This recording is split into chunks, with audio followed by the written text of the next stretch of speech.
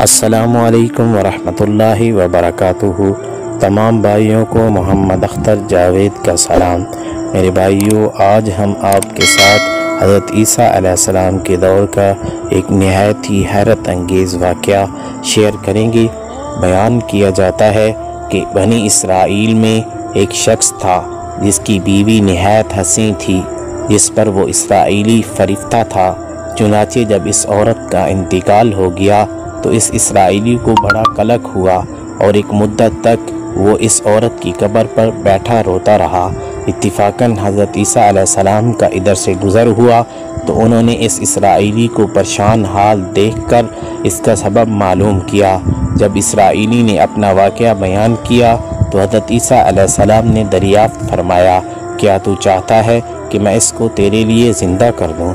उसने अर्ज़ किया कि हाँ हुज़ूर, यही मैं चाहता हूँ। चुनाचे जब हज़रत ईसा अलैहिस्सलाम ने इस कब्र के मुर्दे को आवाज़ दी तो कब्र में एक हबशी ग़ुलाम, जिसके नाक के नथनों, आँखों और जिस्म के दूसरे सुराखों से आग की लपेटें उठ रही थीं, हज़रत ईसा अलैहिस्सलाम को देखते ही ग़ुलाम ने कलमा पढ़ा कि ला इलाहा इल्लल्लाह ईसा रूहुल्लाह। इसराइली ने ये देखकर अर्ज़ किया, हुज़ूर, मुझसे गलती हो गई, मेरी बीवी की कब्र तो दूसरी है। ये सुनकर हज़रत ईसा अलैहिस्सलाम ने हबशी को हुक्म दिया, अल्लाह के हुक्म के साथ, कि तुम अपनी कब्र में वापस हो जाओ। चुनाचे वो मुर्दा होकर गिर गया और इसकी कब्र को मिट्टी से छुपा दिया गया।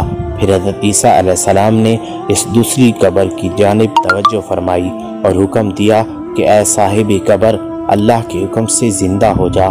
चुनाचे कब्र फटी और उससे एक औरत सर से गर्द झाड़ती हुई बाहर आ गई, जिसको देखकर इसराइली बोला कि या रूहुल्लाह, मेरी बीवी यही है। और हज़रत ईसा अलैहिस्सलाम के हुक्म से वो इसराइली अपनी बीवी को हमरा लेकर वापस होने लगा, मगर अरसा से जागा हुआ था, इसलिए इस पर नींद का गलबा हो गया और इसने बीवी से कहा कि तेरी कब्र पर गिरिया उजारी और बेदारी ने मुझे हलाक कर दिया है, इसलिए मैं चाहता हूँ कि कुछ देर आराम कर लूँ। बीवी कहने लगी कि हाँ, आप आराम कर लीजिए। चुनाचे वो इसराइली बीवी की जानों पर सर रखकर सो गया। इतने में एक घोड़े पर सवार एक शहजादे का इधर से गुजर हुआ, जो अपने ज़माने का यकता हंसी था, जिसको देखकर शहजादी अज खुद फरिफ्ता हो गई और इसका दिल काबू में न रहा। इसने शौहर का सर जानों से नीचे रखा और फ़र्ते मोहब्बत व गलबा इश्क से मजबूर होकर शहजादे के सामने जा खड़ी हुई। इधर जैसे ही शहजादे की नज़र इस पर पड़ी, वो भी इसको देखकर इस पर फरिफ्ता हो गया और औरत की ख्वाहिश पर इसको अपने घोड़े पर बैठाकर ले गया। चुनाचे इसके शौहर ने बेदार होकर जब अपनी बीवी को ना पाया तो निहायत परेशान हुआ और इसके मिलने की तदबीर सोचने लगा। सोचते सोचते आखिर उसके निशाने कदम पर चलकर अपनी बीवी को तलाश कर लिया, जो शहजादे के पास पहुंच चुकी थी। इसको देखकर इसराइली ने शहजादे से अर्ज़ किया कि ये मेरी बीवी है, आप इसको छोड़ दीजिए। अभी शहजादा कुछ कहने भी ना पाया था कि इस औरत ने कहा, मैं तेरी बीवी नहीं बल्कि शहजादे की लौंडी हूँ। ये सुनकर शहजादा इसराइली से कहने लगा, क्या मुझसे मेरी लौंडी को लेना चाहता है? इसने कहा, खुदा की कसम, ये मेरी बीवी है, जिसको मेरे सरदार हज़रत ईसा अलैहिस्सलाम ने मरने के बाद मेरे लिए ज़िंदा किया है। अभी ये गुफ्तगू हो रही थी कि इत्तिफाकन हज़रत ईसा अलैहिस्सलाम भी वहाँ तशरीफ़ ले आए, जिनको देखकर इसराइली कहने लगा, या रूहुल्लाह, क्या ये मेरी वो बीवी नहीं है जिसको आपने मेरे लिए ज़िंदा किया है?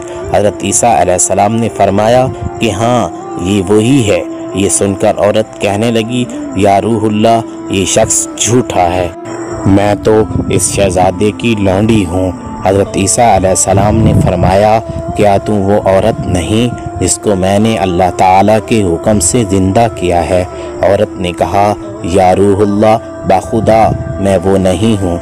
इसके बाद हज़रत ईसा अलैहिस्सलाम ने फरमाया, जो जान खुदा के हुक्म से मैंने तुझे दी है उसको वापस कर दे। ये सुनते ही वो औरत پھر مردہ ہو کر گر پڑی، اور حضرت عیسیٰ علیہ السلام فرمانے لگے کہ جو شخص ایسے آدمی کو دیکھنا چاہے جو کافر مرا تھا اور زندہ ہو کر ایمان لایا تو وہ اس حبشی غلام کو دیکھ لے جو پھر ایمان کی حالت میں مرا ہے، اور جو کوئی ایسی شخص کو دیکھنا چاہے جو مومن مرا تھا پھر اللہ نے اس کو زندہ کیا اور وہ کافر ہو کر حالت کفر میں مر گیا تو وہ اس عورت کو دیکھ لے۔ اس واقعے کو دیکھ کر اسرائیلی نے قسم کھائی اب کبھی نکاح نہ کروں گا، اور میدانوں کی طرف نکل گیا جہاں اللہ تعالیٰ کی عبادت میں مصروف رہ کر اسے موت آ گئی۔ اس واقعہ سے ہمیں یہ سبق ملتا ہے کہ نبی اور رسول کے اقرار و انکار کا نتیجہ اس حقائق سے ظاہر ہوتا ہے، اور سبق ملتا ہے کہ کامیابی اپنے نبی صلی اللہ علیہ وسلم کی اطاعت و محبت سے ہی مل سکتی ہے۔ چنانچہ ہمیں بھی چاہیے کہ ہر حال میں اپنے نبی کریم صلی اللہ علیہ وسلم کی اطاعت کو سامنے رکھیں، چاہے دل مانے یا نہ مانے، لیکن نبی کریم صلی اللہ علیہ وسلم کے طریقوں کو لازمی اپنایا جائے۔ اللہ تعالیٰ اس واقعے سے سبق حاصل کر کے عمل کرنے کی توفیق عطا فرمائے، آمین۔